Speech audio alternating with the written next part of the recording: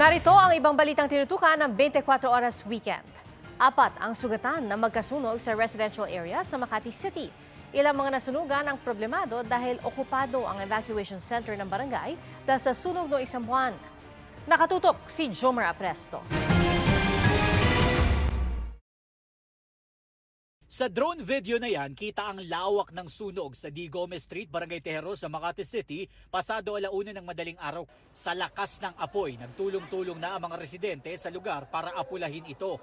Ang mga bumbero, tumasalok na rin ng tubig sa sapa. Ang 64 years old na si Elizabeth, nagising daw sa sigaw ng mga kapitbahay. Agad siyang lumikas kasama ang mister at 3 alagang aso. Kasi po yung bahay namin, luma na madali siyang matupo. Kaya po biglang pagising namin, dampot lang ito, labas na po kami kasi malapit na po. Ayon sa Bureau of Fire Protection, umabot sa ikalawang alarma ang sunog na tumagal ng 2 oras bago naapula pasado 3:20 ng madaling araw. Nakita nyo naman yung struggle na nangyari. Medyo dikit-dikit talaga yung bahay tapos mahirap pasukin lalo na doon sa loob dahil may mga eskinita. Kailangan nating umakyat sa taas. Nasa 9 na bahay ang natupok pero hindi pa malinaw kung gaano karaming pamilyang apektado. 4 na iulat na sugatan kabilang ang isang lalaki na nagtamo ng first-degree burn sa kanyang braso. Ang aso namang ito, maswerteng nasagip mula sa mga nasusunog na bahay.